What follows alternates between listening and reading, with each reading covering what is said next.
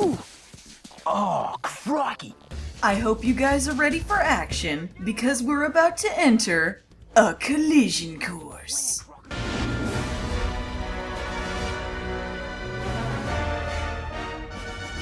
Take a trip back to the late 90s with me. Now, if you're a bit on the younger side, you might not remember this, but back then, the crocodile hunter was a bona fide cultural phenomenon. Everyone and their mom knew who Steve Irwin was, and everyone had their own impression of him. Which worked out for anyone who was bad at impressions because all you really had to say was, "Crikey" and "Woo!" Woo! The point is, Steve Irwin was awesome. He had such energy and excitement when he told you about wildlife, and that made you care about it too.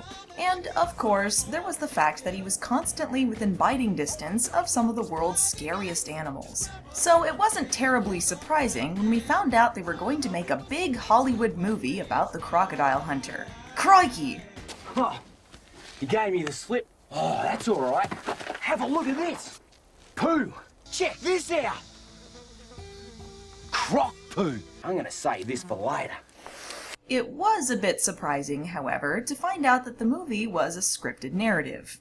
Sort of. You see, Steve Irwin made plenty of documentaries outside of his own TV show, and I could see them making a big IMAX nature film or something to that extent, but I'm not sure what exactly you would do creating a fictional story based around a wildlife television host. But hey, the TV show is full of suspense and action, and animals can be scary and exciting, so why not? Stranger things have happened, so let's see what they came up with. Is there any chance that they were just out filming, and they picked up this hardware by mistake? No. Take a look at this.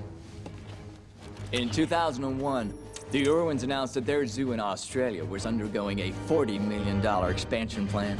You don't make that kind of money on cable television. As it turns out, not much. According to IMDb, there was no script for the movie, but that's only half true. The main plot line, a US satellite beacon has been swallowed by a crocodile and several people try to retrieve it, is scripted and shot just like a regular movie. But everything with Steve Irwin and his wife, Terry, is completely improvised. The two of them drive around Queensland finding animals and telling the audience all about them, just like in the TV show. So essentially, it's just the show filmed with a better camera.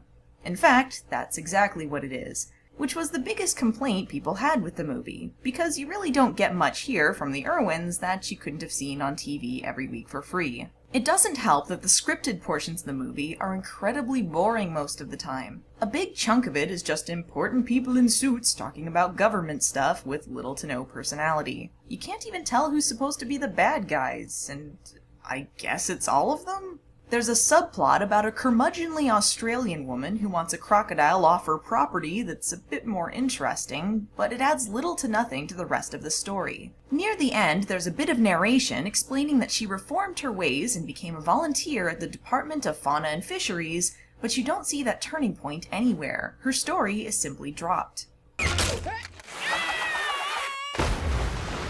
Another issue I had was the amount of disconnect between the plots, because for most of the film, the Irwins don't intersect with the actual story. They're off doing their own thing, while the suit guys go looking for the satellite beacon, or the farmer lady yells at people to get off her property. You're left wondering for a long time if the Crocodile Hunter movie will actually become a movie featuring the Crocodile Hunter, instead of feeling like you're flipping channels between a Crocodile Hunter rerun and some boring espionage movie.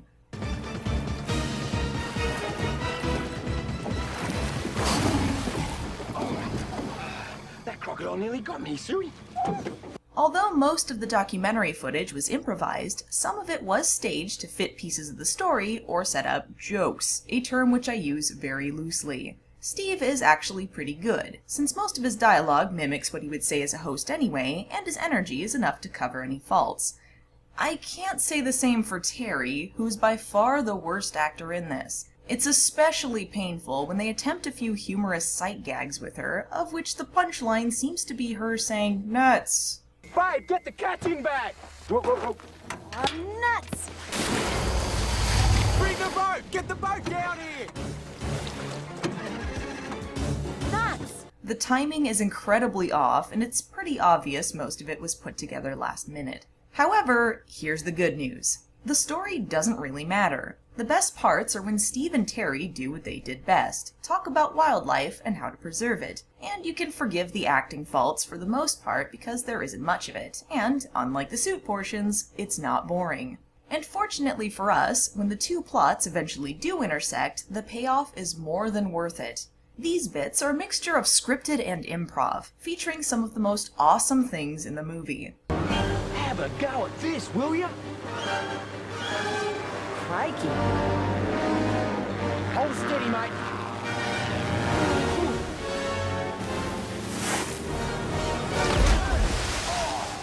Did you see that? Must be some sort of poacher war, and we're fair smack dab in the middle of it. The Irwins assume these men after the Crocodile are poachers, and Steve ends up fighting one of the guys. I kind of assumed they'd weenie out on this since Steve Irwin was such a nice guy, and, it's kind of ridiculous to try and make a TV host into an action hero. But no, they totally have a real fight where he punches the guy off a moving vehicle and then threatens him with a deadly snake. See ya. All of this is interspersed with Steve Irwin breaking the fourth wall to talk to the audience. It is amazing. Crikey! These blokes are mad, real mad.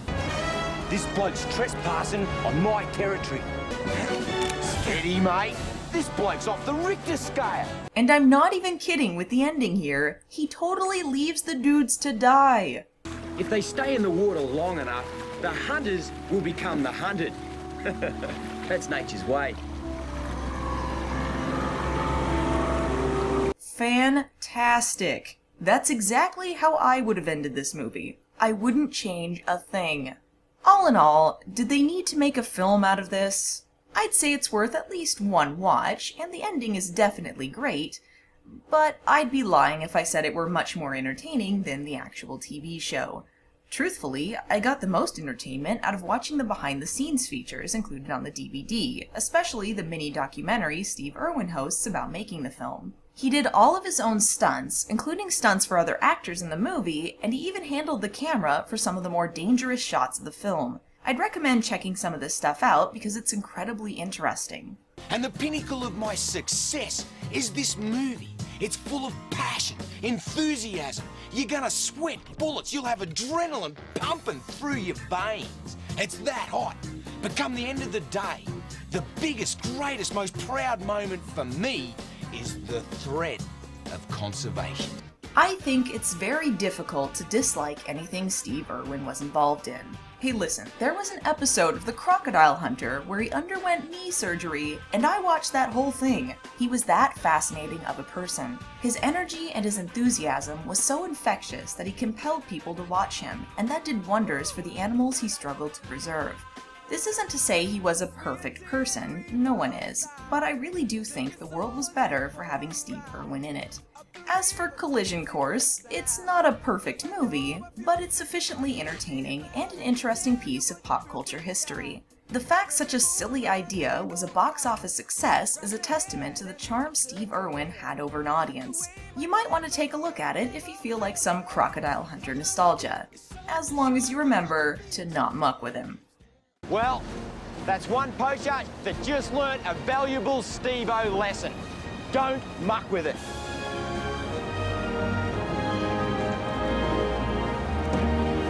Okay, babe, I'm coming back in.